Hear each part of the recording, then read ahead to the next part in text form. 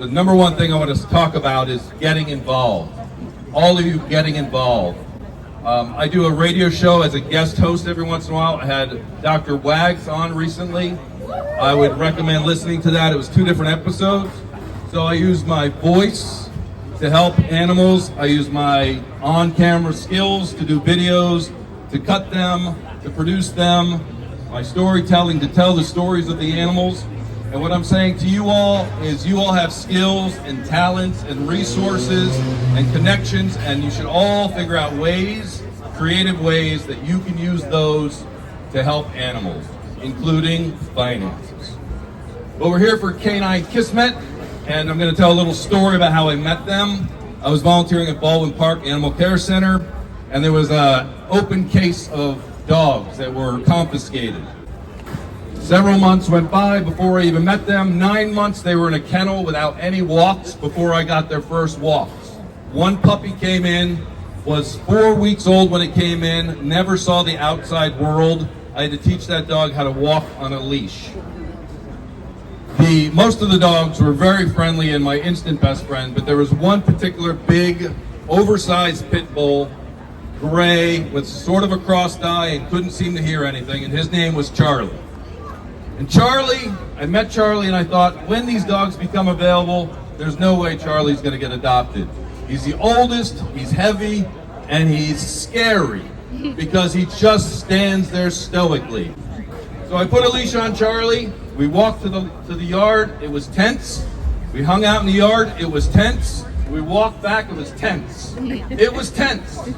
And the next time it was less tense. And the next time it was less tense. And then Charlie got to a point where as soon as I put the leash on him, he would literally bounce like a kangaroo on all 4 to the yard. Every single time he would bounce, and he's bounced so much I called him Charlie Bounce. Anyway, one day they all became available, 9 of these dogs.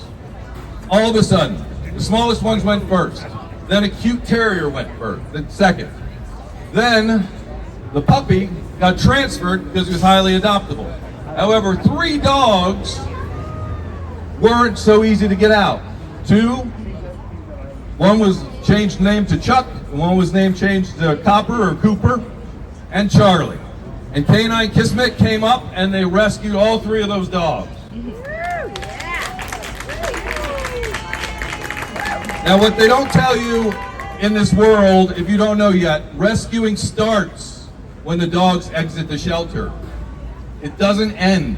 That's where the money starts pouring out of their organizations. It takes a long time to get some of these dogs out.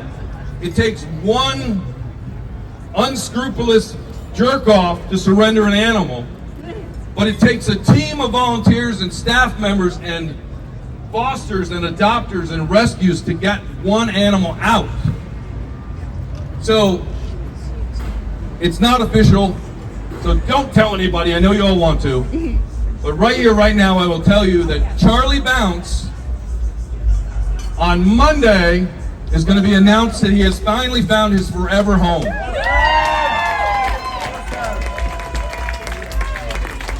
Canine Kismet. And this dog up here, Chuck, that's the only dog out of those 9 that's still available and still needs a home. So if you're interested in him or any of their dogs, talk to them.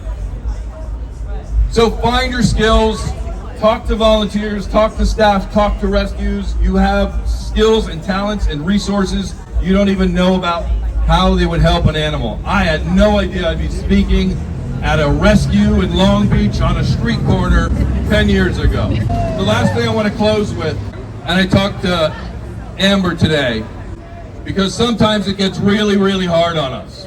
Staff, rescues, volunteers, fosters. We lose a lot of animals. Let's be real. And so I asked her, do you know the starfish story? So the starfish story, if you don't know it, look it up, but it's been written many, many times and spun many different ways. But there was an old guy, a lot like me, walking down the beach, a curmudgeon. And up ahead he saw like a child and all these starfish on the beach. And he saw the child picking up a starfish and throwing it in the ocean. And as he got closer, he started laughing at the child. He's like, what are you doing? There's millions of starfish. you're never, ever gonna make a difference. And the little child looked at the old man and picked up another starfish and threw it in the ocean and said, well, it made a difference to that one. And rescues like Canine Kismet, like Chuck, like Charlie Bounce, like all the other animals, it made a difference to that one. Thank you. Yeah.